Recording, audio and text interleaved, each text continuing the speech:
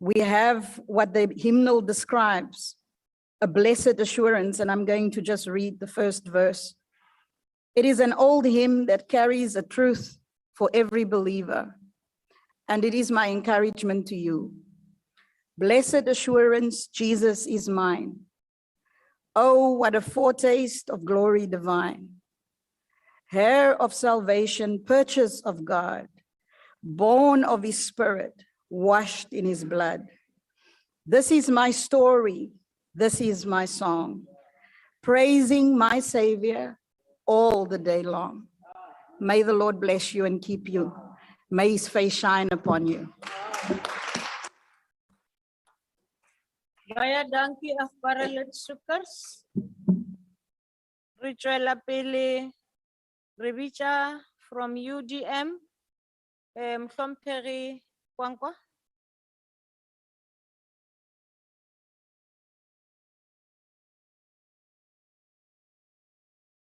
Honorable Kwankwa. Yeah, no. Sizame sibone ukuthi ngeke simthole futhi na. Honorable Sheikh Imam, you may take the platform.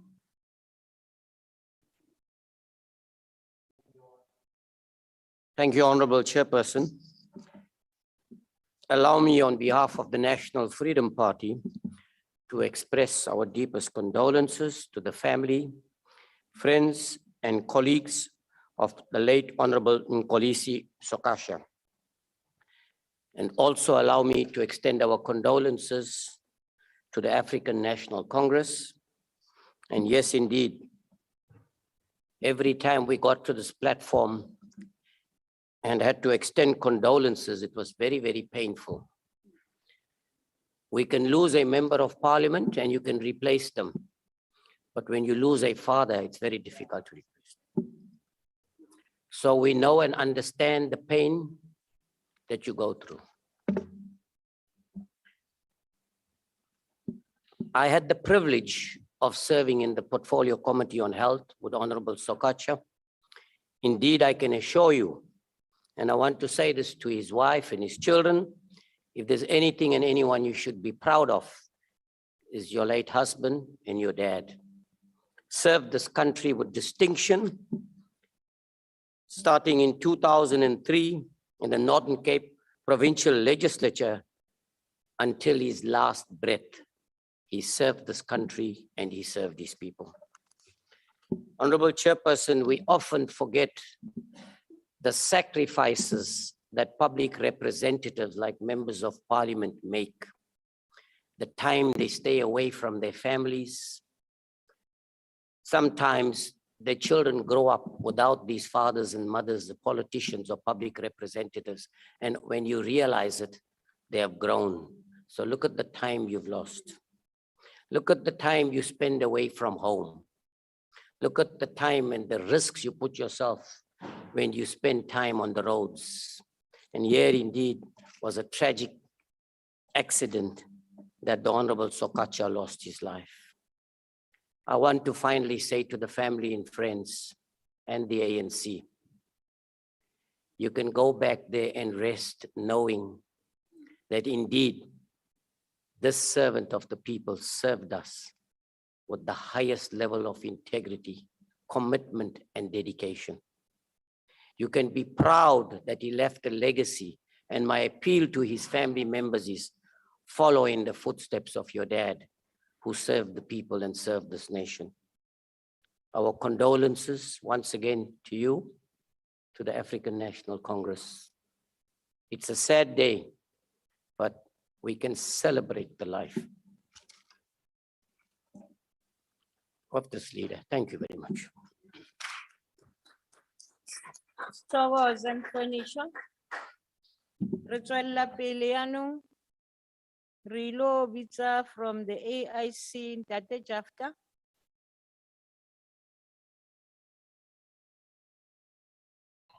Thank you. Thank you, Honorable Chair. Honorable Chair, The African Independent Congress dips its revolutionary banners in honor of the exemplary life that Comrade Mr Sokatsha embraced during his lifetime. Comrade Sokatsha's life was cut short in a terrific car accident outside Belmont in the Northern Cape.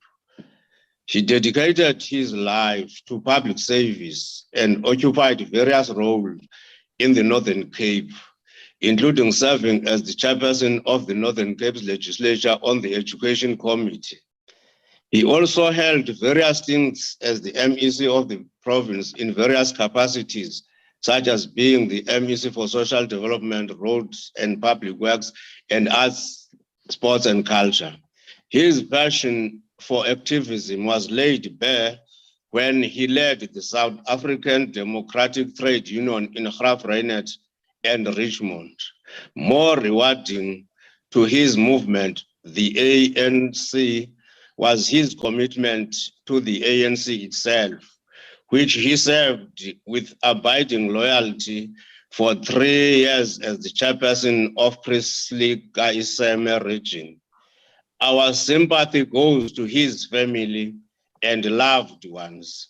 His very commitment to our democracy has improved the lives of many South Africans, and we thank him and his family for that. May his soul rest in peace. I thank you, Chair. Re a leboga Ntate Jafta. We proceed and now invite the Honorable Hendricks from Al-Jamaa.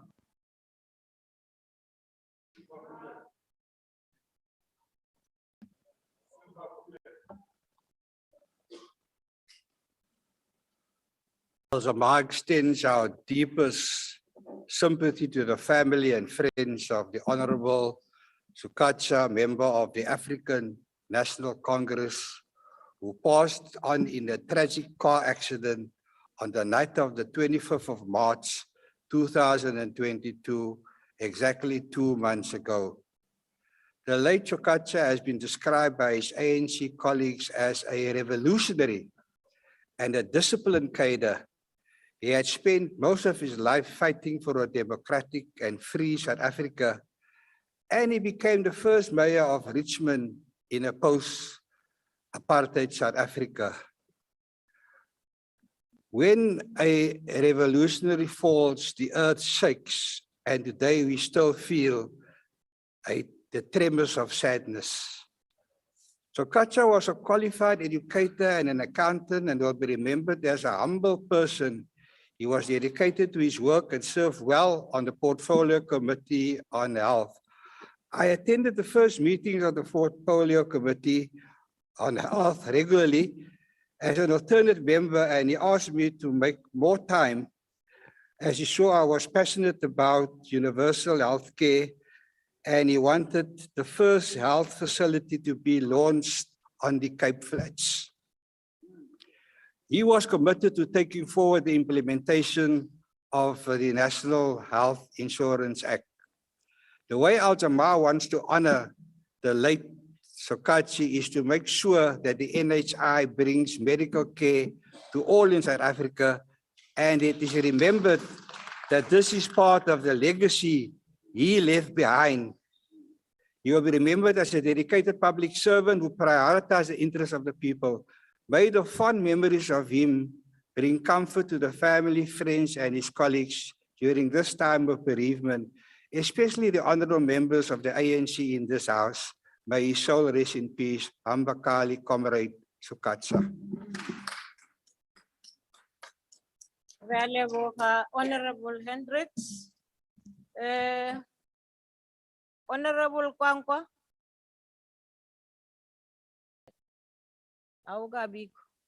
Okay. We now move on, and then we ask Dr. Jacobs.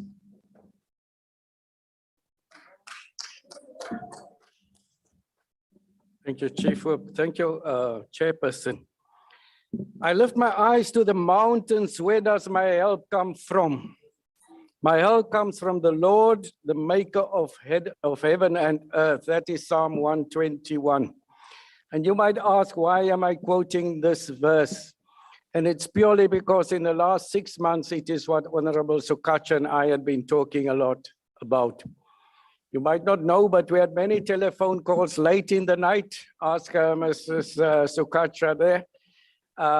Whenever there's a bit of trouble on my side or little trouble on his side, we would call each other.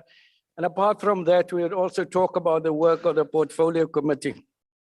He would always talk about his studies in theology and the fact that he was going to be a full-time pastor when he had completed his term in Parliament. And he would always say, my real job is the umfundisi. And, you know, I would always wonder, I would say, so Honorable Sokatsha, of course, I would say, Comrade Sokatsha, so what is it that you're really talking about? And he would say the following verse, and I'm going to quote this verse, and I'm also going to give a following up verses, and it was Psalm 27, verse 1, and I'm going to say it in Afrikaans because that was a favorite language of Honorable Sokatsha. Die Here is my lig en my heil, vir wie sou ek vrees? En het is baie interessant dat Biskop April vandag dieselfde vers gekwoteer het, en ek was baie beïndruk want dit sê spreek soveel boekdele van die persoon dat ons almal vandag hier die waarheid praat oor die persoon, dat ons dieselfde vers kon oor gepraat het. Maar in vers 8 word ons herinner, daar staan, U het vir my hart gesê, kom en dien my. Ek antwoord, Here, ek kom U dien. Now, you know this, when we spoke about this, and Honorable Sokatsha would say, you know what, I am preparing myself. And I always thought he was looking for the salvation, the truth of salvation, and what did that to mean to his own life. Now, through those discussions, Honorable Sokatsha was revealing the real person that he was, and that all of his participation in the matters of the struggles of the people, no matter where he was finding himself or which deployment he was participating in, he served us with honors because of an intense awareness of his duties in terms of his faith to serve the people. And no wonder that he had served in so many organizations and that he had reached such heights in those organizations to serve as chairperson, to serve as MEC, etc. And it was all rooted in himself and his faith in what he believed in. He was really a true social activist because that was at the heart of his participation in the work of the people, whether it was as a student, a struggle in education as a member of a teachers union, a struggle for legislative changes at provincial or national level. Everywhere that he was, you would have seen it would have been in the struggle of our people, as we are still looking towards the emancipation that is ours. And we should be reminded of that we had not fully really reached that emancipation. Now, Honorable Sokatsha has been described as humble, hardworking, with a character of a true example of the Christian faith. He was also involved in the improvement of the lives of the people of South Africa. The departure of Honorable Condolences Sokatsha through untimely and tragic death has unspeakably devastated the Portfolio Committee on Health. He was deployed to the National Assembly by his party, the African National Congress, and after the 2019 general elections. He was then deployed to this committee. The work of this Portfolio Committee and its mandate was very close to Honorable Sokatsha's heart. He prioritized the work of the committee and played his role in it with outstanding dedication and commitment. He was heavily invested in it because he believed firmly in the national health insurance and the right to everybody to have access to quality health care. Again, the good of all and the good for all was the mainstay of his beliefs. He will leaves a shining legacy. We will be forever indebted to him for the work that he has done. Those closest to him described him, and as I said earlier, as a family man. A man who would always speak about his wife and his children in every single telephone conversation. I knew each and every one of them by name. I knew the characters already by what Honorable Sokatsha would be speaking to me about on the phone. I know that there is one task that he had left with me and his daughter to be readmitted to medical school. after they've had some struggles. And really, I'm raising this at this platform so that we work as a portfolio committee towards that achievement, something that he really wanted to happen in his lifetime. So I commit myself that we are really going to work very hard towards that. To the family, his wife and his children, I want to say you were much loved by your husband and father. I firmly believe that Honorable Sokatsha had tasted that salvation which he was seeking before his departure from this very earth, which was so untimely. It was a great shock to all of us. We had really, and it was said here, we had really expected that maybe with COVID, it was a very bad time for him, and that we were on the telephone so much. And I do miss that time when he was on the ventilator that I was not able to speak with him. And it was a very difficult time being concerned and all of us not being able to contact each other during that period. And we must always be reminded, people of South Africa, about that time, so that we are very careful about what we do in terms of our interactions. And please, wear your mask, maintain social distance, sanitize regularly, wash your hands with water and soap, make certain that you protect the people whom you love. We are missing you already, my dear friend. Hamagahle, rest in peace. Thank you very much.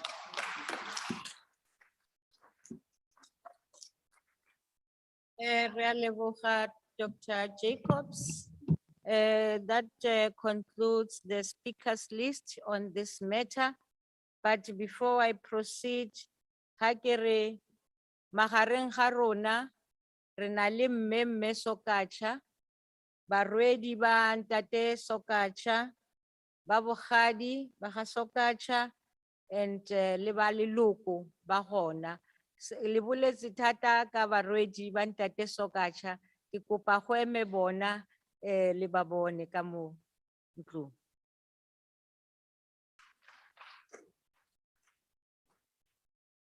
Barwedi ba le leloko le le feletseng le le leng teng le ka ema ka maoto, re a leboga le ka nna fatshe.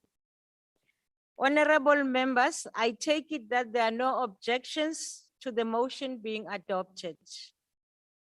Will members please rise to observe a moment of silence in the memory of Mr. M.S. Sokatsha.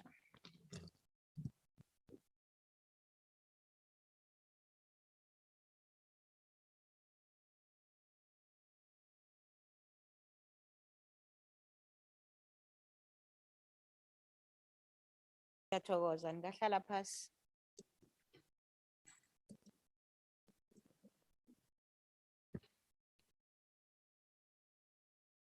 The presiding officers associate themselves with the motion. The condolences of the House will be conveyed to the Sokatsha family. Thank you very much. I will now ask the Secretariat to read the order of the day.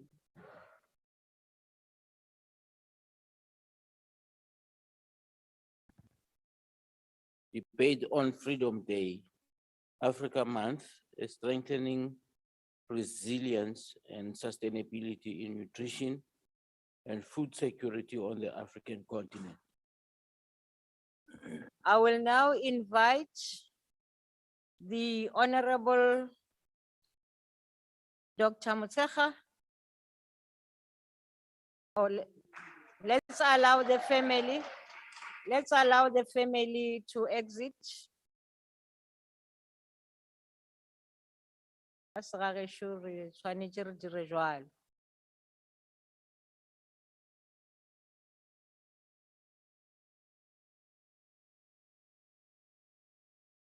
Ke a leboga, le ka tswela pele, Papa Motshekga.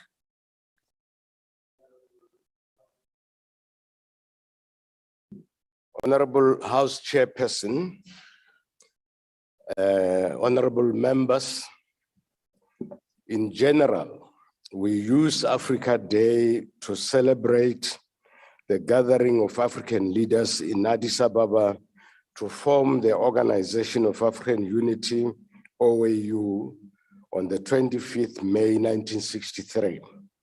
Africa is the richest continent, but her people are the poorest, because some of the modern African leaders have forgotten that the struggle of the African people, as our icon Walter Sisulu called it, was the realization of the right of African people to self-determination. This right entails a struggle for political, social, and economic rights. After achieving political rights, some African leaders thought it was uhuru, that is, they had arrived. They did not know that political rights without social and economic rights is not complete freedom and independence.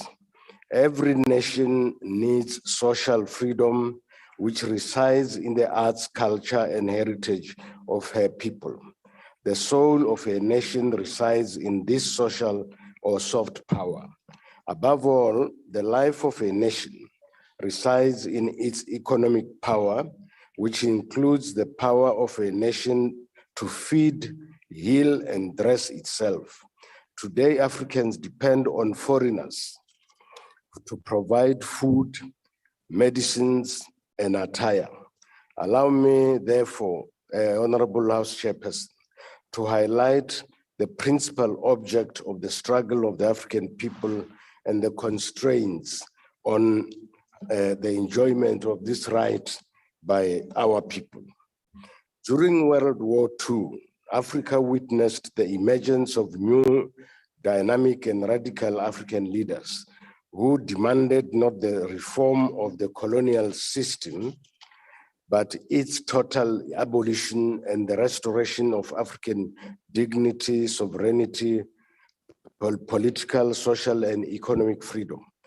These African revolutionary leaders convened the Pan-Africanist Congress at Manchester in 1945.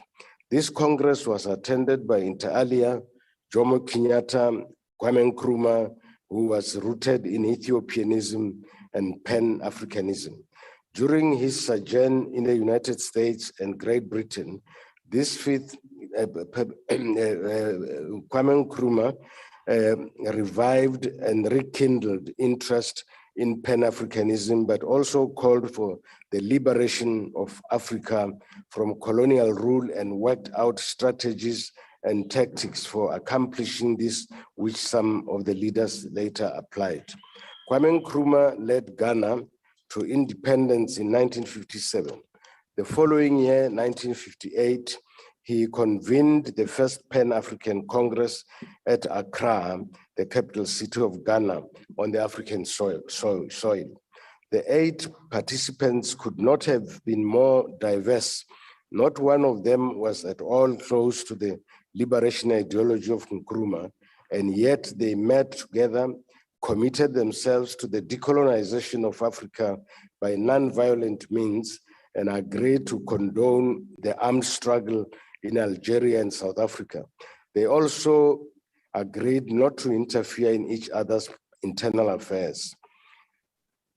Kwame Nkrumah, the father of Pan-African nationalism, in December 1958, he convened a conference of all African peoples. This conference projected an unexpectedly rapid agenda for decolonization of Africa. Kwame Nkrumah, who had inspired this historic all-African People's Conference, wrote about it as follows, I quote, "From 5th to 13 December, I invited freedom movements and political parties in Africa to a conference in Accra. Delegates came from British, French, Belgian, Portuguese, and Spanish colonial territories. This was the first all Pan-African People's Conference. What I had in mind was to give the forces of the liberation movement the strategy to move into action and the tactics for that strategy. It was to sound the clarion call for the advance and final assault on imperialism and complete eradication of colonial oppression in Africa. Freedom fighters came from all over the continent, and those who were then unknown are now the leaders, presidents and prime ministers of the colonized territory they represented. My object again was to infuse into the African Revolution new spirit and a new dynamism, and to create this where they were lacking. I close the quote. At the conference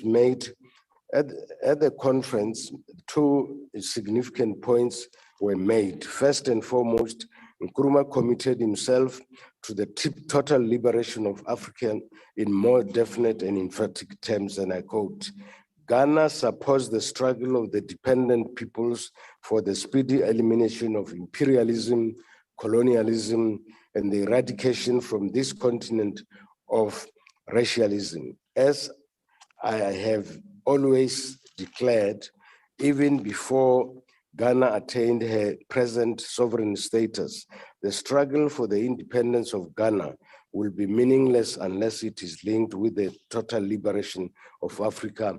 I close the quote. In rejecting racism, whether it be white or black, Nkrumah said, I quote, when I speak of Africa for Africans, it should not be interpreted in the light of my emphatic declaration that I do not believe in racialism. The concept of Africa for the Africans does not mean that other races are excluded from it. It only means that Africans who are naturally in the majority in Africa shall and must govern themselves in their own countries. The conference was attended, among others, by leaders of the national liberation movements of Tanzania, Zanzibar, Zambia, Kenya, Angola, Guinea-Bissau, and Cape Verde Islands. All in all, there were some 300 delegates representing the entire continent of Africa. The African iconic leader, Patrice Lumumba of the Congo, made a short speech where he denounced the balkanization of Congo and ended his speech with a cry of down with colonialism and imperialism, down with racism and tribalism, long live the Congolese nation, long live independent Africa. The conference passed a number of resolutions. The most important resolution was on imperialism and colonialism in order to combat the colonial strategy of divide and rule. Honorable House Chairperson, in 1960, when a handful of African countries were free, there was the first sitting of the UN General Assembly. That sitting brought together newly independent African leaders in Harlem, the incubation center of African nationalism. There they met with Fidel Castro, who actually emerged as the leader of the African nations. And it was in that conference where the basis for the African struggle was clearly explained in Resolution 1514, which was championed by Khrushchev, the Soviet leader. That resolution made it clear that all colonial powers must transfer power to the colonized people without restrictions or any form of conditions. And that meant, therefore, that the type of freedom that had to be given to the people must be full political, social, and economic freedom. And if that had happened, we would not have in Africa today, which is poor, where the people are sick, and the people cannot help themselves. They rely on foreign countries, especially Europe, to feed, heal, and dress them. And therefore, this means that land reform is indispensable for food security. We cannot, after so many years of freedom in Africa, have a situation of food insecurity. But food insecurity is not going to depend on resolutions by parliaments that there must be enough food for the people. The food security can only be guaranteed if we effect meaningful land reform, because the land is the basis of any economic power. On the land, people are able to produce food, medicines, minerals, arts, and crafts. During colonial times, the monopolies owned agricultural farmlands, water, and mineral rights and markets. The colonialists were therefore able to control food and mineral production and to reduce colonial peoples into their cheap labor. Leaders like Fidel Castro, Patrice Lumumba, Kwame Nkrumah, and Thomas Sankara became the victims of European imperialism because they opposed monopolies and exploitation of colonial people. This European aggression forced newly independent African states to become dependent on foreign monopolies for food, medicines, and all goods and services. Thus, African countries do not own their economies. Countries like Zimbabwe, which was the breadbasket of Great Britain, was brought to its knees by trying to regain the land and natural resources, which is a prerequisite for establishing a national economy. African countries. Tshwarelo Mhlomphehi, nako ya lena e fedile. Ke a leboha mme.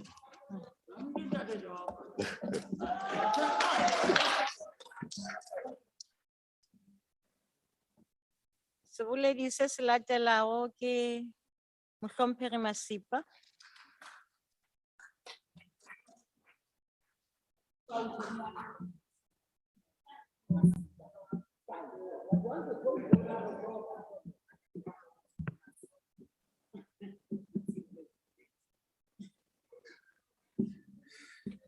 Kgotso House Chairperson.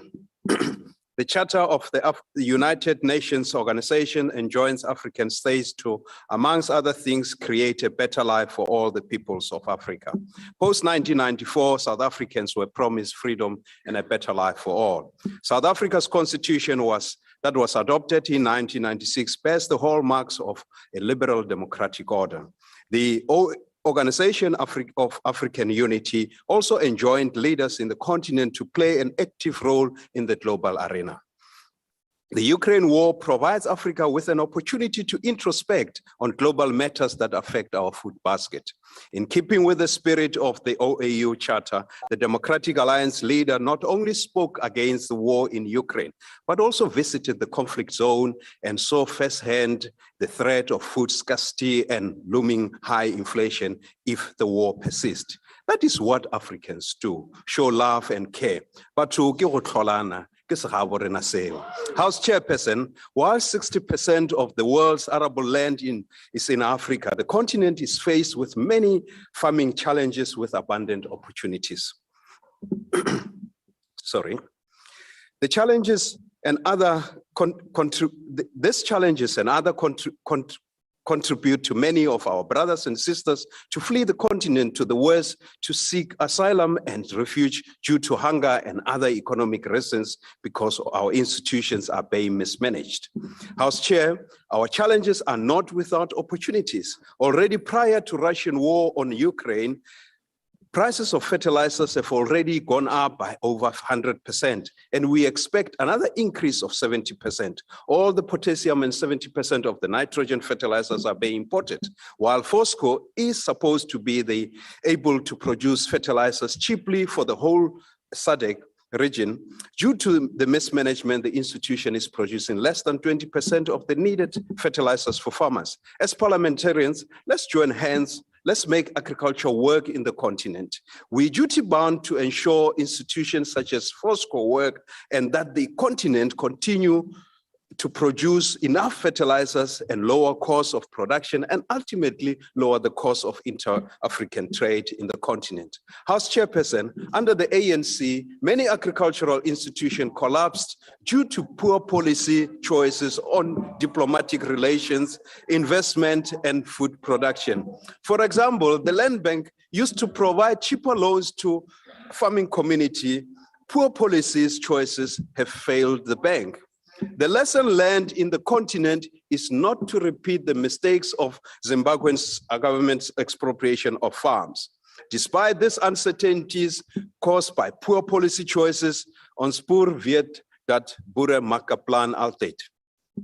To strengthen resilience and sustainability in nutrition and food security on the continent, we must accept that the continental and global challenges affect our farmers. The quiet diplomacy on global matters by our government, the ANC government, is a cause for concern. We have a duty to engage the global community to avoid the global risk of food production. While the potential dire consequences of Russian war on the continent is huge, our farmers remain resilient. They need government support, not the corruption from our colleagues on the right. As we celebrate Africa Day's milestone, let's join hands and address the looming danger of inflation on the food production. May this Africa Day be remembered as the day when Africa took herself a right place in the world. A day when African legislators stood up and spoke out against attacks on foreign sovereign countries and the threat imposed on world food production. I thank you, Chair, and happy Africa Day. Thank you, Ahmed.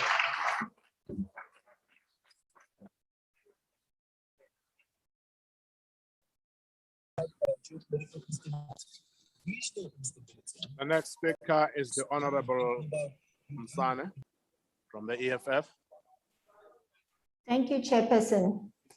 Chairperson, on this day in 1963, 32 heads of states of newly independent African nations met in Addis Ababa in Ethiopia in order to chart a new path forward for growth and development in the continent.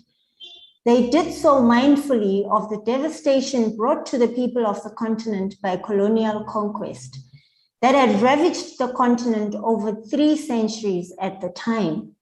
They were mindful of the fact that for a period of over 4 centuries, the West had abducted over 25 million African people and turned them into slaves. In the slaves in plantations of America, which in turn provided the basis upon which American and the entire Western capitalist economy grew. They were not confused about the artificial nature of the borders that colonialism installed in the continent, which separated families, clans, and communities. The Emperor Haile Selassie of Ethiopia, who hosted the inaugural conference of the Organization of African Unity, outlined the purpose of the meeting in 1963 as follows. I quote, "We have come together to assert our role in the direction of the world affairs and to discharge our duty to the great continent whose 250 million people we lead. Africa is today at mid-course in transition from the Africa of yesterday to the Africa of tomorrow.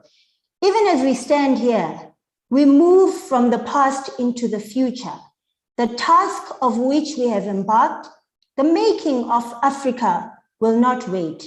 We must act to make shape and mold the future and leave our imprint on events as they slip past into the history," close quote. Today, 59 years later, Africa has not made much progress towards freeing herself from the bondage of neo-colonial control. As the towering Pan-Africanist, Dr. Kwame Nkrumah had anticipated, The failure to unite the African continent has given birth to clusters of client states who exist mainly for the purpose of enabling the continued neo-colonial control of the continent by their former colonial masters. Despite her resources today, Africa and the African people as a whole continue to be the wretched of the earth. Africa has about 60% of all arable land in the world, good and large enough to wipe out poverty and famine in the continent. Yet we are home to the world's largest population of poor people. Most of the land is in the hands of neo-colonial masters or locked up in unreasonable land administration systems that prevent development. The Grand Inga Hydro project in the Democratic Republic of Congo can produce power that can light up the entire continent. But it is also in the hands of neo-colonial masters who are going to do everything to prevent the completion in that project, who will ensure that it benefits them more than it benefits the continent. The continent has the largest reserves of platinum, the largest reserves of gold and diamonds. The Congo alone has 80% of the world's reserves of coltan, a mineral that is used to produce advanced cell phones. The Ivory Coast and Ghana are the world's largest producers of cocoa, and yet the very same producers of cocoa hardly see the products such as chocolate made from the very same cocoa they produce. Africa does not benefit from all these resources because we have maintained the colonial structure of our economies. We extract from the African soil critically important resources, and these are then shipped outside the continent as raw products to be processed in the Western countries and import back at a premium price of finished goods. This is a consequence of a lack of centrally planned economy for the continent. We need to revisit key plans such as the Abuja Treaty, which emphasized and had timelines for the ultimate unification of the continent. We need a bold Pan-African approach to African development premised on the political and economic unity of the continent. The new African Continental Free Trade Agreement must emphasize the need for manufacturing and infrastructure development as the backdrops upon which the African continent can develop. The Pan-African Parliament must be given greater legislative powers and have exclusive areas for legislation making for the entire continent. Areas such as defense, economic, and monetary policies must be driven from a centralized basis to shield Africa from opportunistic and greedy Western influences. Lastly, we call on France and all other colonialists to leave the African continent alone.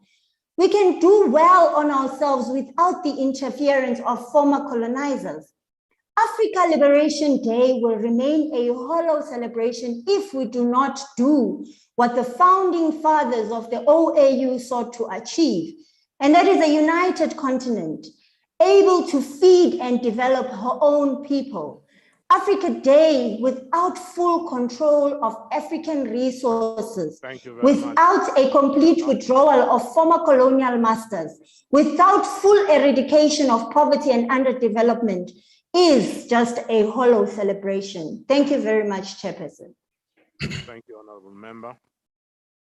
The Honorable Sangwa from the IFP. Thank you very much, Honorable House Chairperson.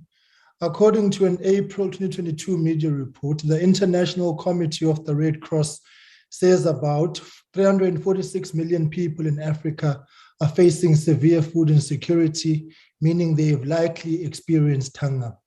The causes are listed as conflict, climate change, and rising food and fuel prices.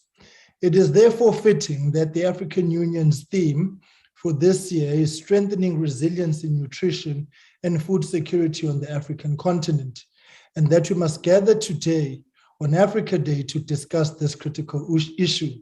This particularly as South Africa has not escaped unscathed. According to 2022 Statistics South Africa report, in 2020, almost 23.6% of South Africans were affected by moderate to severe food insecurity, while almost 14.9% experienced severe food security. With nearly 1 in 4 South Africans forced to skip meals and go to bed hungry on a regular basis, one could be forgiven for focusing first on the nutrition needs of our own people and developing our own resilience before reaching out to the rest of the continent. Our constitution under Section 27 states that everyone has the right to have access to sufficient food and water. However, instead of ensuring the provision of this most basic human right and necessity for life, government departments lose billions to corruption and irregular and fruitless and wasteful expenditure every year. On the opposite end of the spectrum, we have civil society and organizations like Food Forward South Africa that provide millions of meals to vulnerable South Africans, access all 9 provinces each year. Delivering 1 meal costs Food Forward South Africa only 68 cents, which is less than R1 per meal. How many millions could be rescued from hunger if government had a faithful steward of the country's purse? Surely then, we would also have sufficient resources to provide assistance to our food insecure brothers and sisters on the African continent. As the Inkatha Freedom Party, we do not sit idly by as children starve, and this is why food security has long been part of the IFP's top priorities where we govern, consistent with the teachings of Prince Mangosuthu Buthelezi, not just on Africa Day or in Africa Month, but every day, every month, and every year. Where the IFP governs, we support subsistence farmers by providing materials and equipment to promote local economic development. We develop cooperatives and assist emerging farmers, in particular projects led by women and youth. Farm workers are a key component to food security, and the IFP prioritizes their rights and needs. We also need to promote the sustainable use of land and ensure the necessary access to land. All these initiatives echo the IFP's principles of self-help and self-reliance. As the saying goes, give a man a fish, you feed him for a day. Teach a man to fish, and you feed him for a lifetime. Honorable House Chairperson, the realities of food insecurity on the continent cannot be divorced from the raging conflicts and the instability which we see. It therefore becomes important that a multi-pronged approach not only focuses on diplomatic relations towards democratic stability on the continent, but a far more aggressive and deliberate approach towards ensuring food security on the continent, particularly for women and children. The agenda of silencing the guns has to take precedence in this regard as well. Closer to home, House Chairperson, we need to do more. We need to focus our energies on ensuring that we revive the farms that used to ensure that our people have food. We need to have a skills transfer and an education system that is responsive to the needs of the agricultural sector to ensure the sustainable livelihoods of our people insofar as food security is concerned. This is a non-negotiable because without food, there is no future. Our people are hungry now, and the challenges of malnutrition confront us today. This requires a healthcare system that is also responsive and fully functional to the daily lived realities of our people. It requires us to educate our people about what it is that will ensure that they live a fruitful life insofar as nutrition is concerned. Ngiyabonga kakhulu, Sihlalo. The Honorable Briet.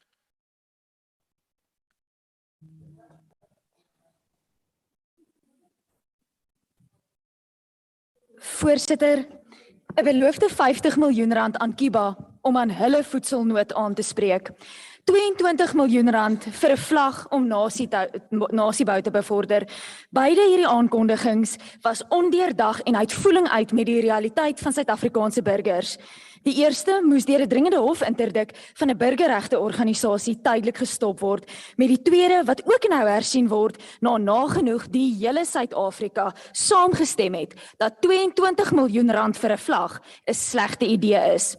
En dit terwyl 40% van Suid-Afrikaanse burgers honger is en aan die amptelike vereiste van honger voldoen. Dis 'n skreiende skande. Ons kollegas uit die regerende partybanke praat gereeld oor Afrika eenheid en die Afrika vryhandelsooreenkoms. Daar word baie oor die kontinent, hoe lande moet hande vat om mekaar by te staan en voedselsekuriteit aangespreek moet word in die kollektief van die kontinent geredeneer. Daar is Afrika Dag en Afrika Maand. But when push comes to shove, this ANC government would rather prioritize historical friends than the continent. Until this is not addressed, we will not help to debate sustainability, nutrition, or food security on the African continent. Today is a futile exercise because it will not assist the millions of hungry Africans throughout this continent. Talk shops do not work. Action helps. When looking at the statistics, it is quite shocking.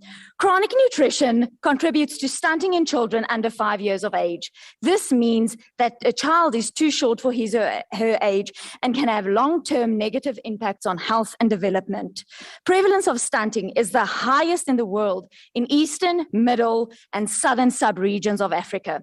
In South Africa, 1 child in 4 under the age of 6 has chronic malnutrition and is stunted because of that.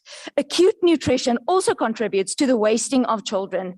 In 2020, globally, 45.4 million children under the age of 5 wasted away, a quarter of that in sub-Saharan Africa alone.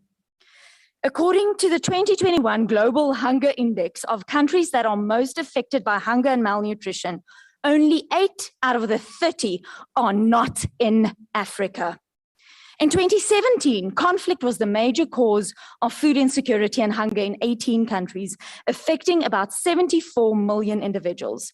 11 of those 18 countries were in Africa, which totaled about 37 million people. More than 42% of South Sudanese population faced severe food insecurity, and that was in 'n oorlogszone. Suid-Afrika staan op 40% buite oorlogszone. The history of hunger and famine in Africa read like a horror novel.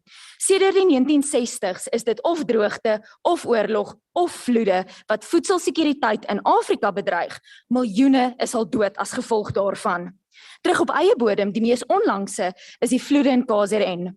If KZN has taught us one thing, it is that South Africa does not yet have a structured system in dealing with food security and disasters such as drought or floods. Maar voorsitter, ek sluit af. Te midde hierdie faktore, natuurlike rampe en oorloë, is daar nog een bydraende faktor wat voedselsekuriteit in Afrika en spesifiek in Suid-Afrika kniehalter en bedreig. Voorsitter, en dit is die ANC en die ANC se ideologie. Want solank as wat die ANC regeer, sal daar nie voedselsekuriteit in Afrika of in Suid-Afrika wees nie. Ek dank u. Thank you, honorable member. The Honorable KRJ Mishre.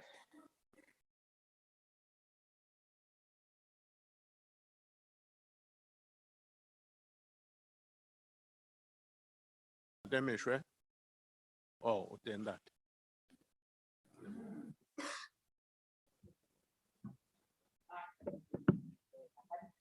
Madam. Chairperson, our country has proven in a number of ways that it has the capacity to recover quickly from a period of serious challenges and difficulties. To strengthen resilience in this nation, we need to build strong relationships with our families, neighbors, and friends to enable us to build support systems that will sustain us during difficult times and stormy days. Africa has not done well in the area of sustainability. A number of positive things that were inherited after independence have been lost because of lack of sustainability. In most cases, African countries inherited excellent road and rail infrastructure that could not be sustained because of lack of proper maintenance by subsequent governments. During my primary school days, children were taught proper hygiene, good nutrition, and how to plant and grow vegetables. But those good practices were abandoned years later. We now see how governments are failing to teach society, particularly school children, how to balance individual rights with personal responsibility for our actions and future. Chairperson, we cannot strengthen sustainability in nutrition that our children and broader society knows nothing about. As threats of food insecurity are increasing by the day, governments must start programs to encourage members of the public to start growing their own food. Families should be encouraged to start their food gardens and train their children and friends to do likewise. The continent of Africa cannot continue complaining when we can do things for ourselves. We need leaders in Africa who will tackle human rights abuses, stop increasing incidents of gender-based violence on the continent, and create environments that will be safe for all those living and visiting their countries. Africa needs to silence the guns and start using their vast land to produce food for their people and start planning to export food to those countries that don't have the spacious tracts of land that we are blessed with. We have the potential, we have the means. Africa should start looking inside what is holding us back and see the potential of feeding not only the continent, but parts of the world. Thank you. Thank you very much, Honorable. Mosompehi Taten Kwankwa. Bakaksa Hounda.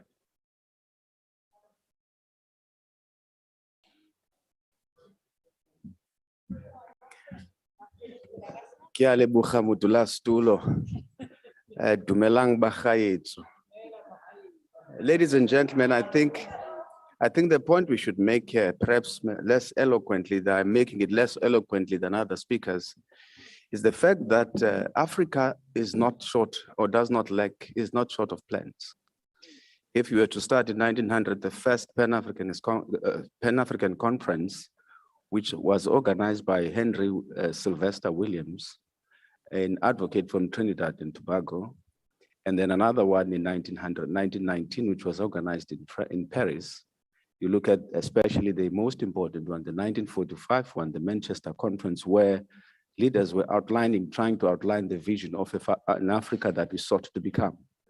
The speakers that came before us also cited the important heads of summit, the summit of the heads of states in 1963 in Addis Ababa, where Haile Selassie was an important host. Even then, the plan was to try and outline an African Renaissance program, which sought to cover a number of aspects. Included in them is one of food security.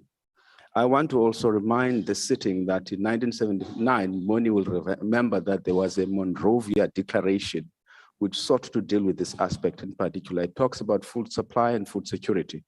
Fast forward to the 1980 Lagos Plan, same thing contained in there. Fast forward to NEPAD, New Partnership for Africa's Development, the same issue is contained in there, and many other issues.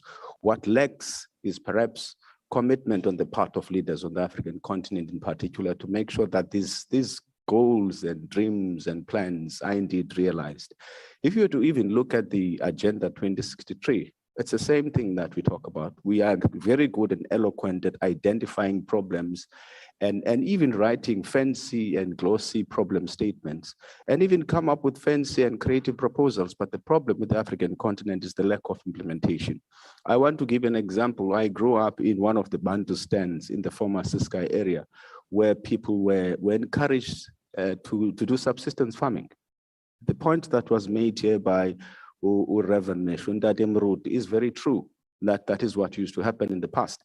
But it can't happen in Africa, where there are serious and gross human rights violations, where we're failing to silence guns on the continent, where we tolerate despotic regimes on the continent. But not only that, look at the influence of the former colonial masters on the rest of the African continent, especially when you're talking about the Francophone region and what is happening there. So the issue that we want to put forward is that organizations, or rather institutional bodies such as the AU and the institutional framework that we made possible through the Constitutive Act of the AU, if you remember the one which adopted in 2000, are the ones that should be helping us to drive these programs forward. Because if we don't do that, we're not going to have a coordinated program and plan for the future. Mandla. Thank you very much,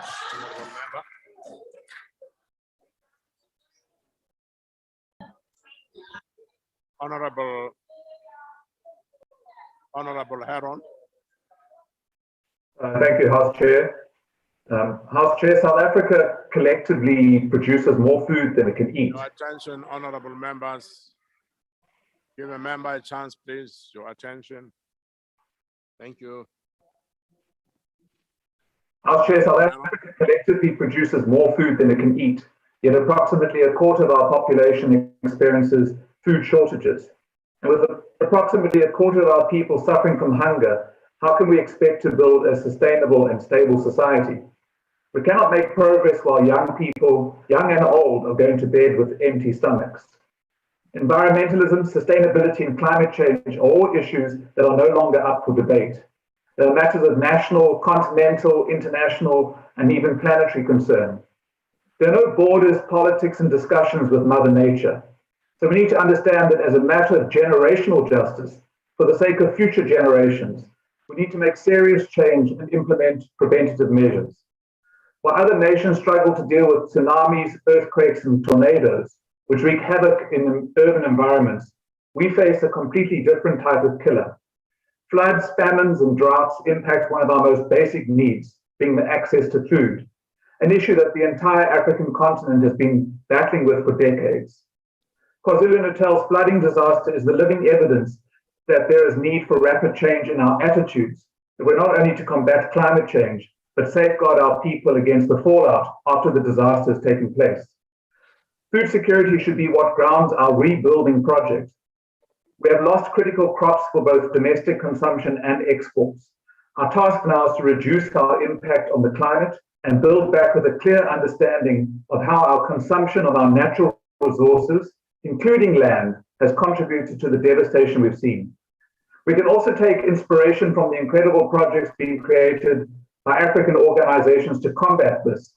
Projects such as the Eastern Cape's Sibusiso Ready Food Supplement, which provides a paste similar to peanut butter, has been a major success and a major form of aid to children battling malnutrition. And we must support sustainable fishing solutions such as the Zini fishing farms in KZN.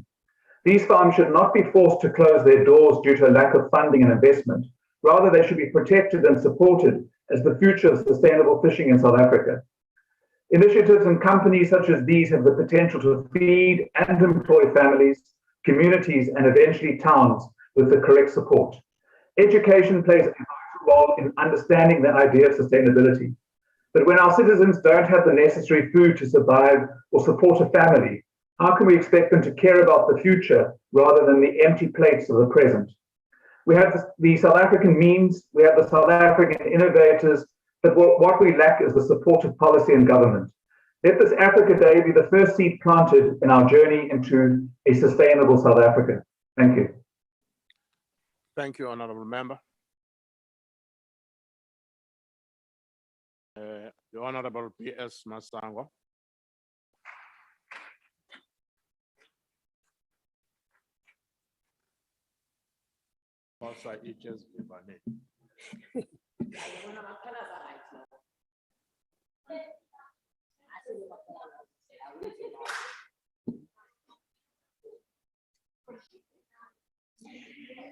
Thank you.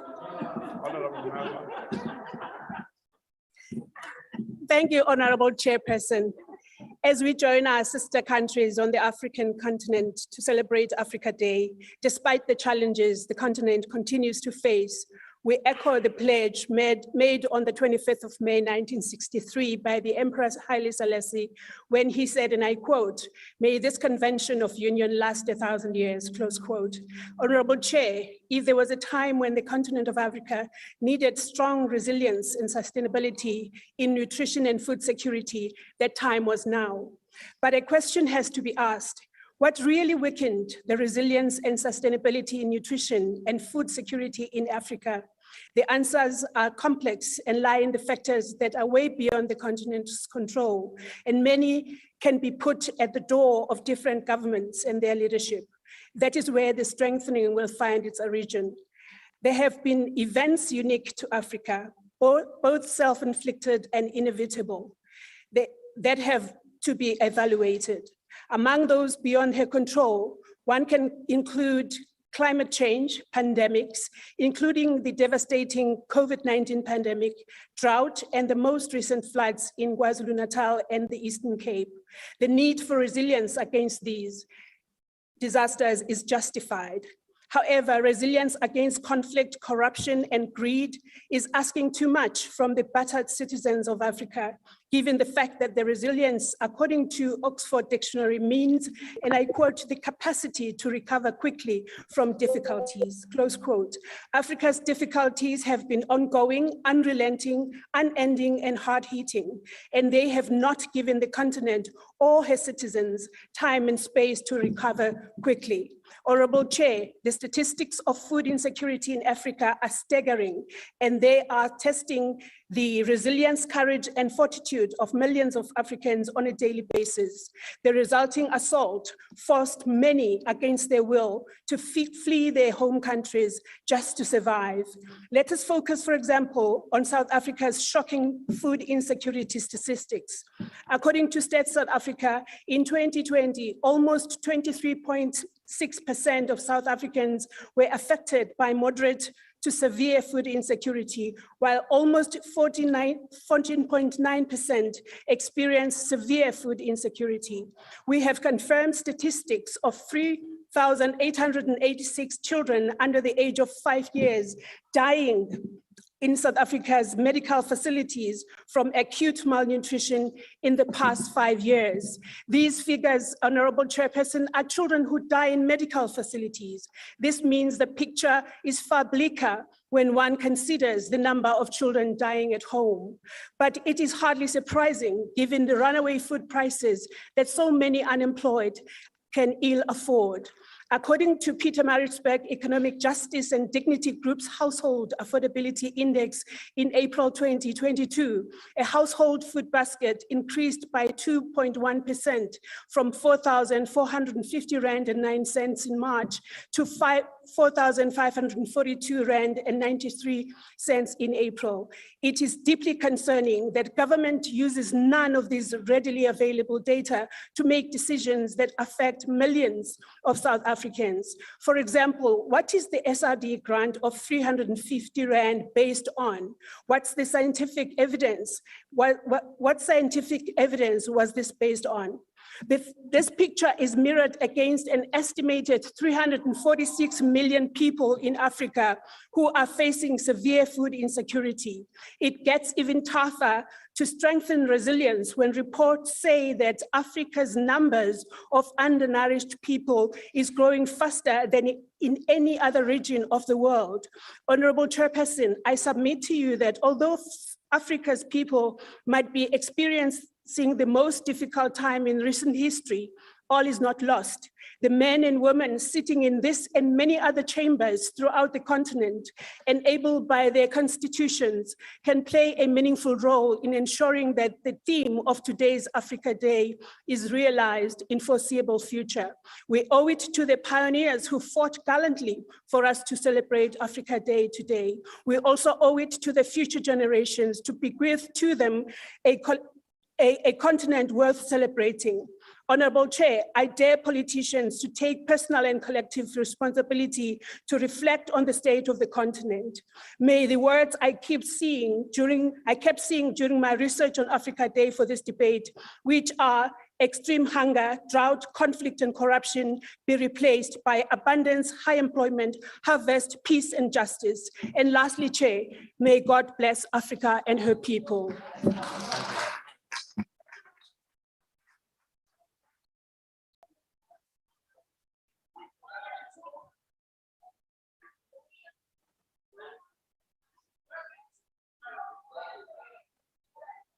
Thank you very much.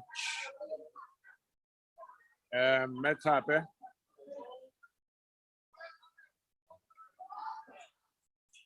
Okay, honorable members.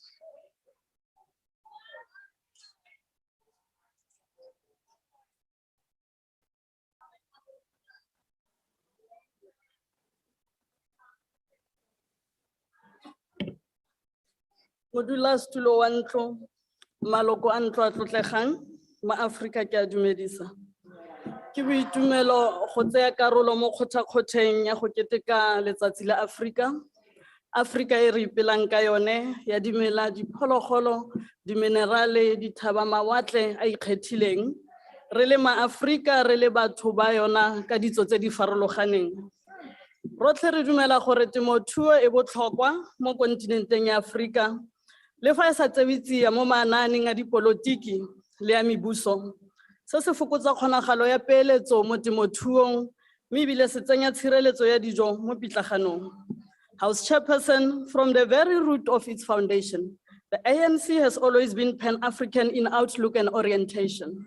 Today we celebrate Africa Day, the day on which the Organization of African Unity was established in Addis Ababa, Ethiopia in 1963.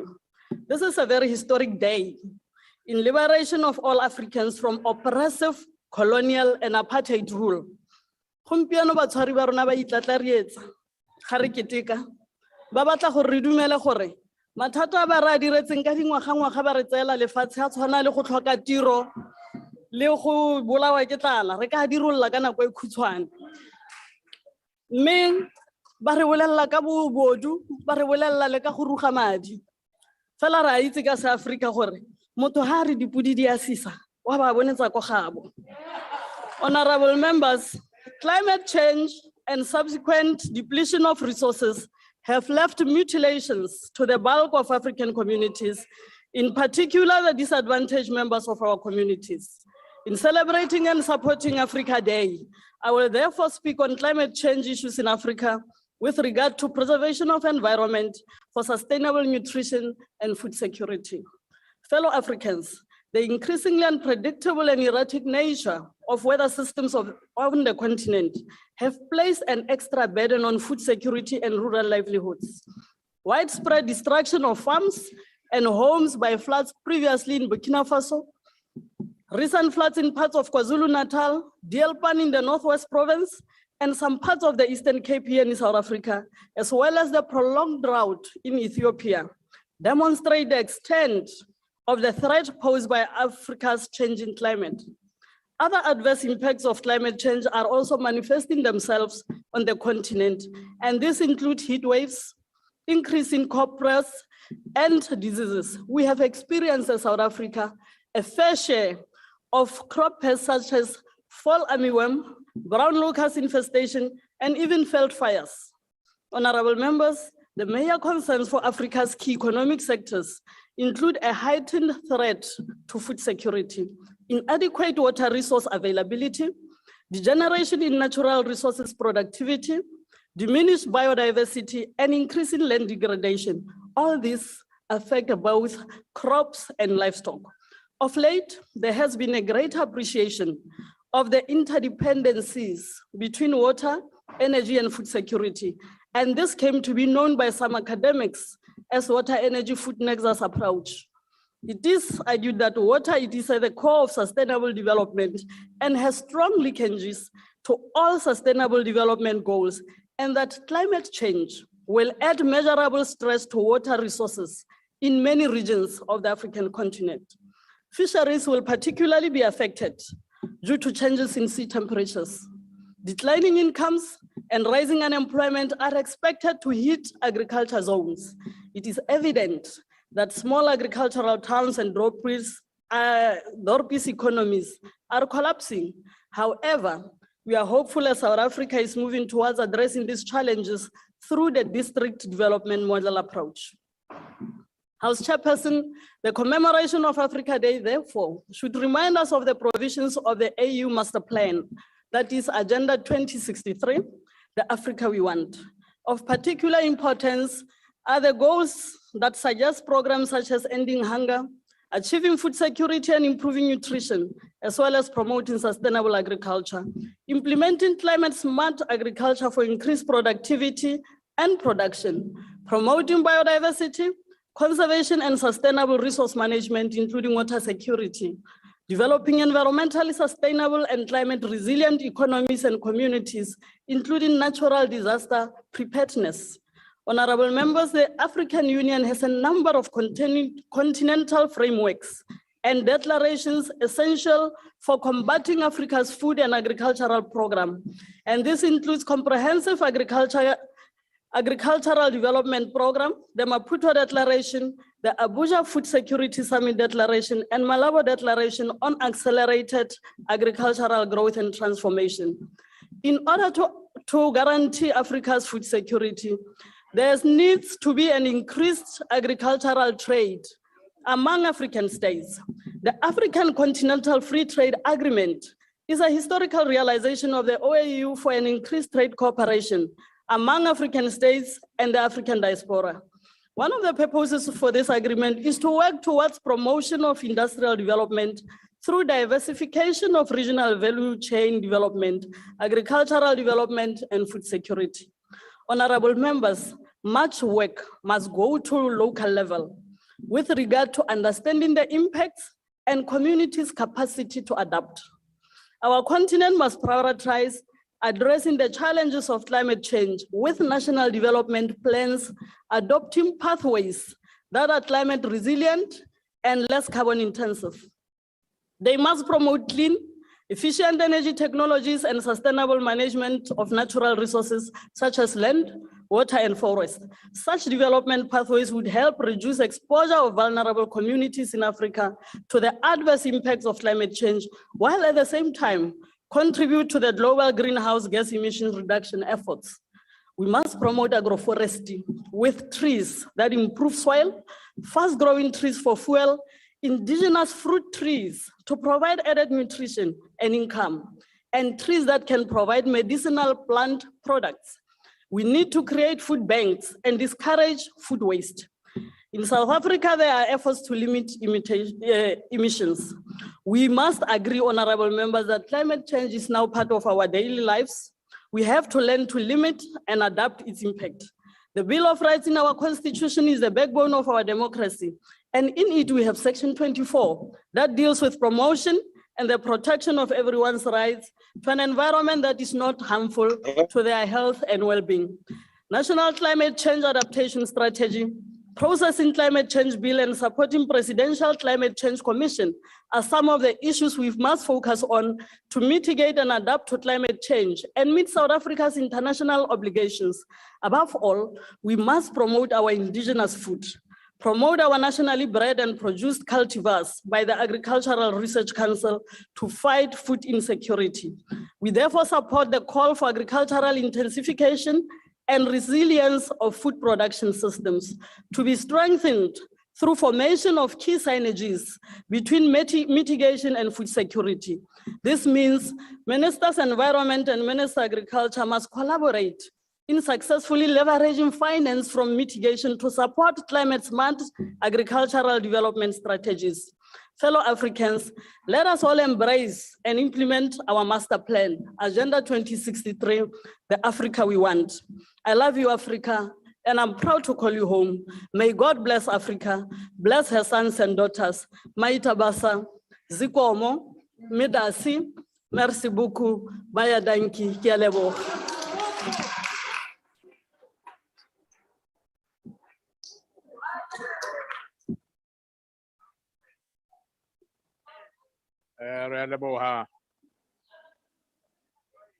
Releboha Metape. The Honorable Sheikh Imam.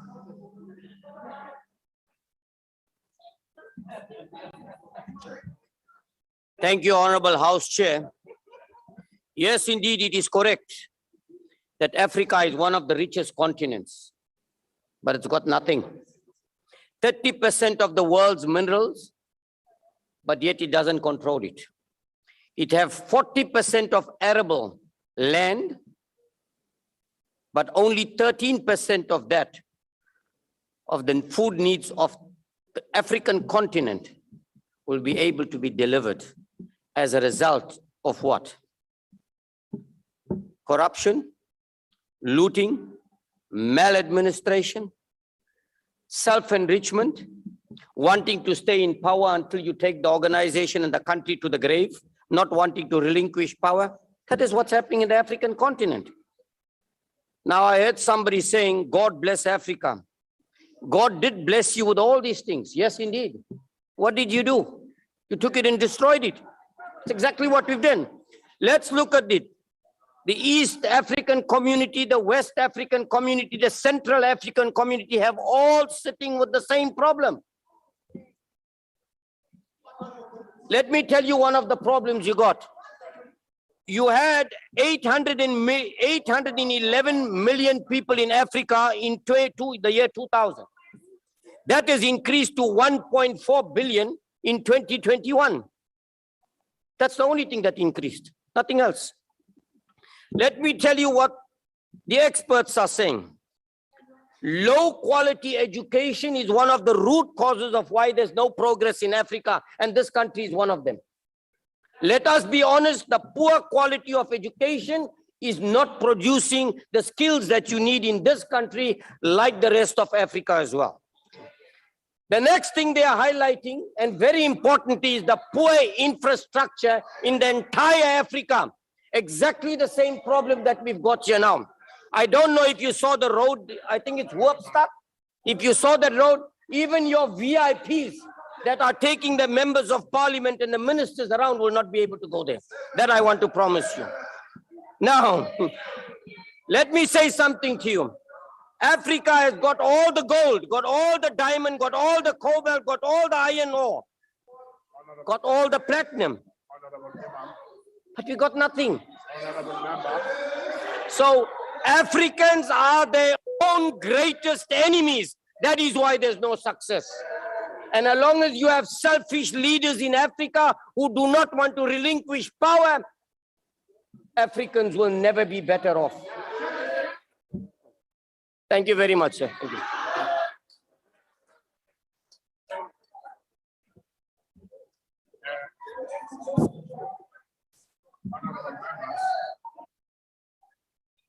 May I, honorable members,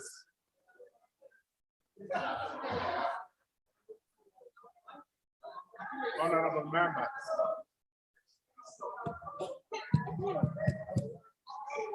honorable members, honorable members, hello.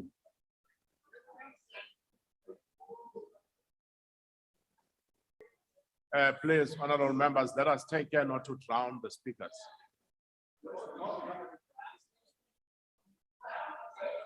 Let's take care of that. Thank you, Honorable Imam. Honorable Jafta. Thank you, Honorable Chair. Honorable Chair, Africa has 54 recognized states. Most of these states are conflict-ridden and food insecure.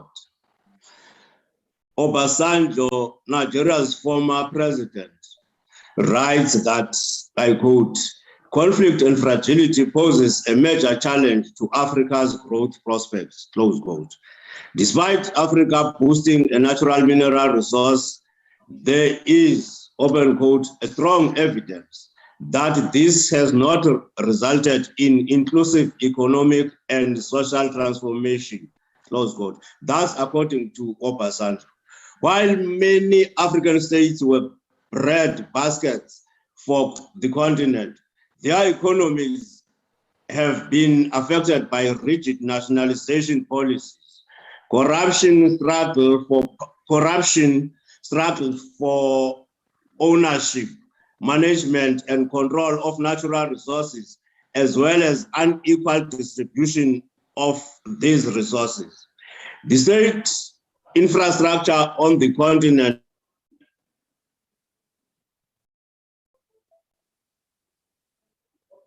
has a direct bearing for produce to produce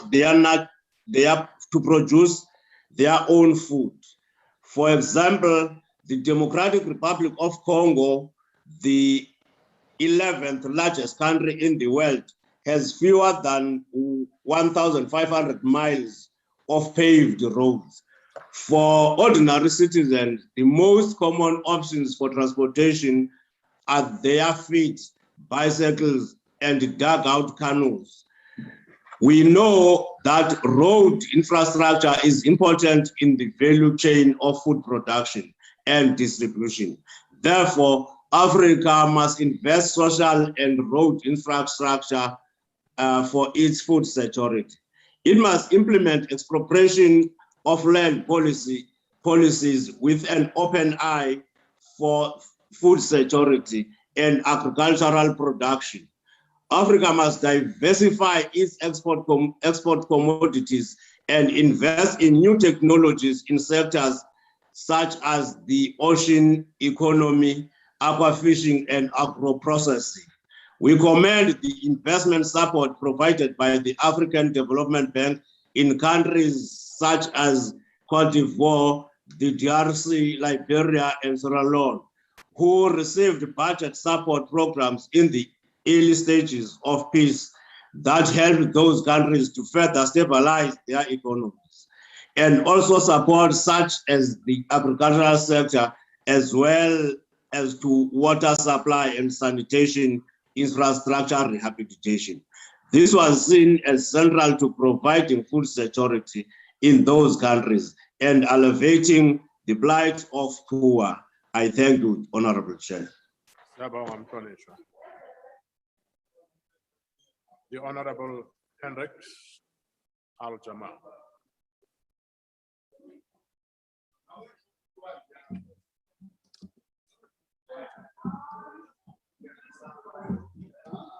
Honorable House Chair, let us be committed to the war cry which resonated throughout Africa during the anti-colonial struggle, which is land, self-determination, and the concept of Ubuntu. It has been 64 years since the call for Africa Day, and yet African countries are still dependent on the mercy of its former colonial masters. African countries are still being held ransom by the World Bank and the International Monetary Fund. 10 years after this call, one of the champions for the United States of Africa was brother leader Muammar Gaddafi. I would like to read something from his Green Book when he came up with a third universal theory to help Africa become a United States of Africa. And on page 140, he wrote, and we must understand that what he put in the Green Book is what he already implemented in his country. So there was a living example of the concepts in his Green Book. In this new society, land becomes the property of all, in which each member of the society has the right, together with their relations, to carry out this cultivation without employing others. They are entitled to cultivate wheat or maize, grow trees, or raise animals. No one hampers them. This form of ownership is inviolable and nobody is allowed to touch it. He goes further on page 140 to say, homes, clothes, food, and money are vital necessities for human beings, and one's possession of these items is considered sacred ownership. But when one acquires more than one's needs of these vital necessities, someone else has been deprived of them. Therefore, society has the right to expropriate what one has in excess of one's needs. I hope the EFF is listening on the concept of expropriation and compensation and understand what it really means. Al-Jamaa wish every African citizen and resident a happy Africa Day, a day that should be viewed not only as notable, but that should be memorable. Coming back to Ubuntu, we wish to state that this is a key concept in African philosophy. It is one that is in line with the teachings of Islam. These teachings are indeed rooted in Islam's primary sources. Together, they reinforce universal values that include, amongst others, honesty, humbleness, goodness, kindness, and respect. Happy Africa Day. Thank you very much, Honorable Member. The Honorable A.M.M. Weber.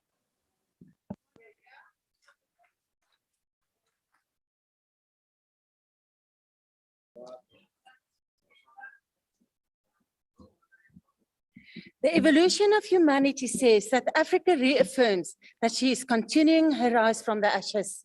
Whatever the setbacks of the moment, nothing can stop us now. Whatever the difficulties, Africa shall be at peace.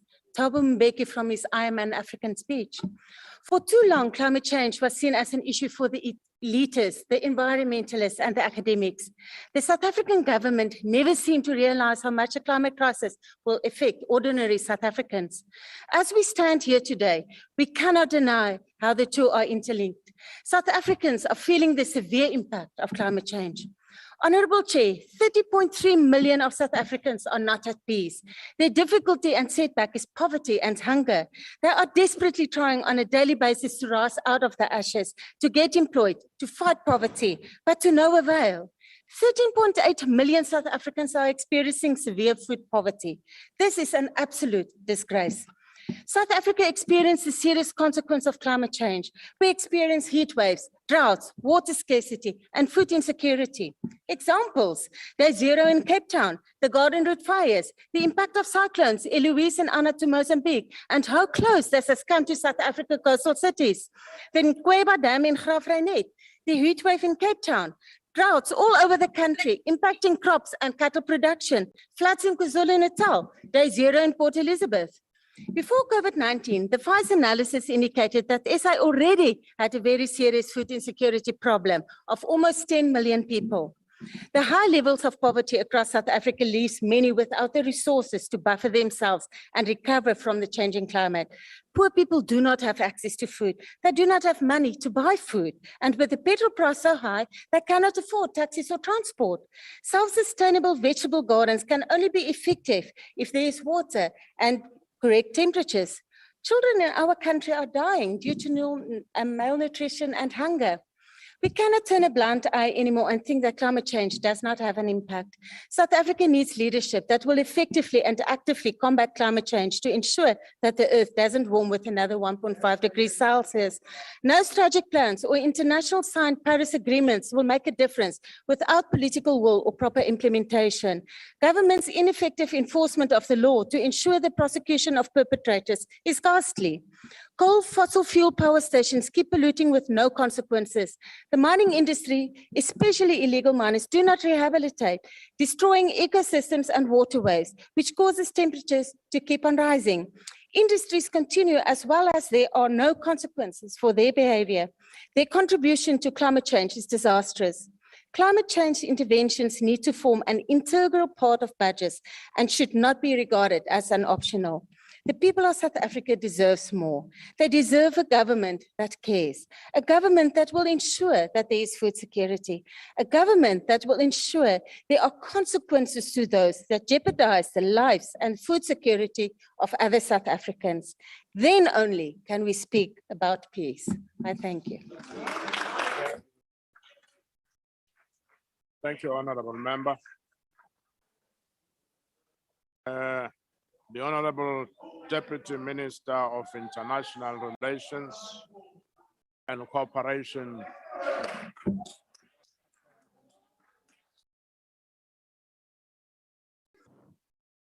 Thank you very much, Honorable Chair, President of South Africa, President Ramaphosa, Deputy President Mabuza, Cabinet Ministers, fellow members of Parliament, Chief Whip of the Majority Party, Honorable Majordina, all members of the 8 RECs, the Regional Economic Communities of the African Union. I thought, ladies and gentlemen, colleagues, it's important to take the House into confidence that Pan-Africanism is the most pivotal and important foreign policy priority of the South African government, coupled with global solidarity. We do this, Honorable Chair, because we acknowledge that we were once a people that was oppressed, that we were once a people that was subjected through imperialism, subjected to colonialism. We acknowledge that because of global solidarity, countries such as Cuba, Egypt, Libya, Tanzania, Mozambique, Zimbabwe constitute an indelible role in our freedom. We acknowledge that once there was the 1884 Berlin Conference convened by King Leopold II of Belgium. So we acknowledge that as the rest of Africa, we were once an oppressed nation. And therefore we give homage to Kwame Nkrumah, Abdel Nasser, Samora Machel, Kenneth Kaunda, Haile Selassie, Sam Nujoma, Jomo Kenyatta, and Julius Nyerere. We do so, Chair, because we do identify ourselves as Africa. The most important questions that members of parliament must pose is that what is the optics through which you look at South Africa? What is the optics through which you look at the rest of Africa? If you do identify with Africa, you will realize that through Agenda 2063, which speaks about inclusive prosperity in the Africa we want, that indeed the glass is half full. If you do not identify with the Pan-Africanism, you will submit that the glass is half empty. We do identify that there has been progress made, Honorable Chair, through strengthening resiliency, nutrition, and food security on the African continent in line with Aspiration 1. We do submit that the Sustainable Development Goals is pivotal, especially SDG 1, that speaks about ending of poverty, and SDG 2, that speaks about zero hunger. We do confirm adherence to what former President Mbeki says, is that as Africans to have a common and shared unity, it requires a common and shared value system. That value system is underpinned, Honorable Chairperson, as it relates to acknowledging the establishment of the African Task Force on Food and Nutrition Development. In 1987, the adoption of the Maputo Declaration, the NEPAD initiative in 2003, the adoption of the Malabo Declaration in 2014, the endorsement of the African Union Champion in 2014 under the stewardship and tutelage of His Majesty King Letsi III of the Kingdom of Lesotho, and the launch of the Continental Nutrition Accountable Scorecard in 2019. Strengthening of and the resilience in food security requires unity of purpose amongst all African Union states. It cannot be that according to the African Development Bank, we have 65% of uncultivated arable land left in the world to feed 9 billion people by 2050. In 2017 alone, Chair, Africa spent $64.5 billion in importing food. This is unsustainable and unaffordable, and it's absolutely unnecessary. What we require to act with unity of purpose is to eliminate immediately the negative balance and to start to sow, grow, process, consume, and ultimately export the food ourselves. Honorable Chairperson, agriculture accounts for 60% of jobs across the continent. And despite its central role, the agricultural sector accounts for 16.5% of Africa's GDP due to its low productivity. Implementing the Abuja Treaty in its totality is therefore more urgent and pressing than yesteryear, and the African Continental Free Trade Area is a perfect vehicle for the enhancement of intra-Africa trade. We do so, Honorable Chair, because we are conscious that there is a 16.3 billion rand commitment from the South African government in terms of financing its agriculture and food security endeavors. I have also looked substantively at the Stats SA report, and unlike some of our members, wants to quote the following, Chairperson. In South Africa, the South African government, through its decisive interventions, have reduced multidimensional poverty from 17.9% in 2001 to 17% to 7% in 2016. Household hunger in South Africa have dropped from 2.7 million to 1.7 million per household. It therefore holds, Honorable Chairperson, there is a leadership of foresight. There is a leadership that is committed to the Maputo and the Malabo Declaration. We are committed as the South African government to all 7 of the Malabo commitments. That includes, Honorable Chair, the Comprehensive Africa Agricultural Development Program process, which amongst others are led by Tanzania, Zimbabwe, and Rwanda. The second commitment about enhancement of the financial facilities in agriculture, led by Zambia, Eswatini, Seychelles, and Egypt. The Malabo commitment number 3 of ending of hunger by 2025.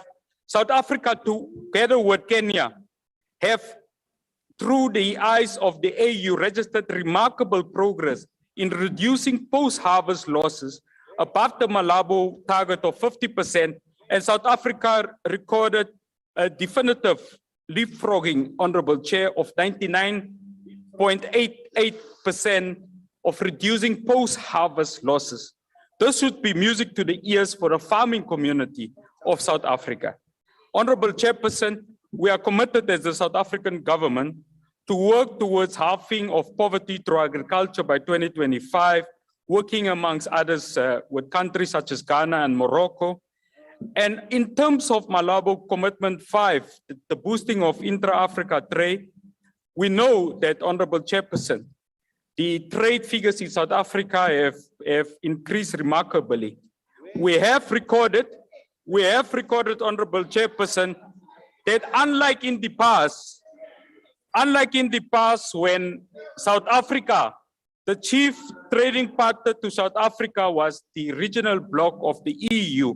What I can confirm to this House today, ladies and gentlemen, is that exports to Africa in 2021 stood at 385 billion rand against export to the EU, which stood at 355 billion rand. What it says is that the African Continental Free Trade Agreement is an important instrument in mobilizing the agricultural communities and the enhancement of food security. On Malabo Commitment 6, around the resilience of climate variability, South Africa is committed to work with Zimbabwe, Namibia, Malawi, Morocco, Lesotho, Ghana, Gambia, and Seychelles around this matter. Good news, Honorable Chair, is on Malabo Commitment 7, the enhancement of accountability. South Africa is leading in this regard together with Rwanda, Morocco, Mauritania, Tanzania, Tunisia, Senegal, and Ghana. We therefore wish to commend the 4 African states, Burundi, DR Congo, Ethiopia, and Mali, for having met the target of spending at least 10% of their national expenditure on agriculture, thereby being the lodestars of the Maputo Protocol. Honorable Speaker, Honorable Chairperson, land ownership inequalities and landlessness are growing. And in Côte d'Ivoire, Kenya, Liberia, and Southern Africa, they are high enough to undermine shared growth and social cohesion. We should therefore take note and learn lessons from the successful redistribution land reform program undertaken by Mali. Honorable Chair, South Africa appreciates substantively that inclusive prosperity will be accelerated through good governance. And we acknowledge the stewardship role of the APRM in this regard. We equally appreciate the foresight of Ouder NEPAD, which shapes our developmental dividend, and the economic prosperities to be made possible by the urgent implementation of the African Continental Free Trade Agreement. Honorable Chair, we concur that Africa's peace and security architecture is a critical driver for development through the APSA. We must therefore be proud, Honorable Chair, that the Organization of African Unity substantively achieved its objectives of decolonizing Africa. And we must be confident on the occasion of the 20th anniversary of the African Union that an inclusive prosperity for Africa is a real possibility. As I conclude, Honorable Chairperson, we must frown at the South African state on politics of brinkmanship.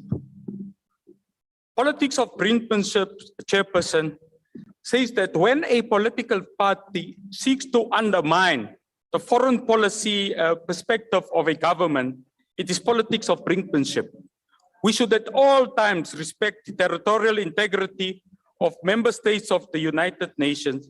We should at all times advance the issues of peace diplomacy in Africa and in the rest of the world.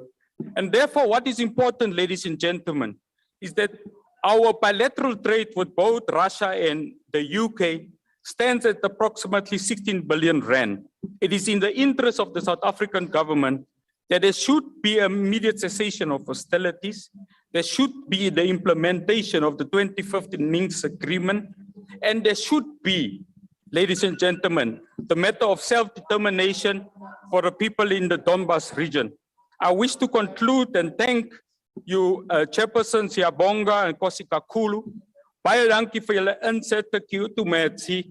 Asante sana, merci beaucoup. Thank you very much.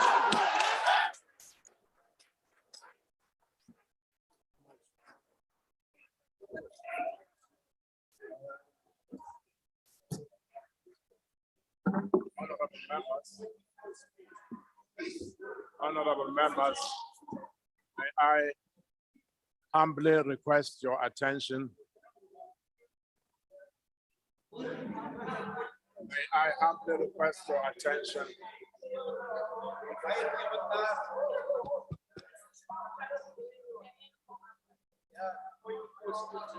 Honorable members, humbly request your attention. Honorable members, 15 honorable members presented very good debate today. And the rest of the House was very attentive and well behaved. So the decorum of the House was strictly observed. Congratulations. And that concludes the debate. That concludes the debate and the business for the day. The House is adjourned. Long live the chairperson.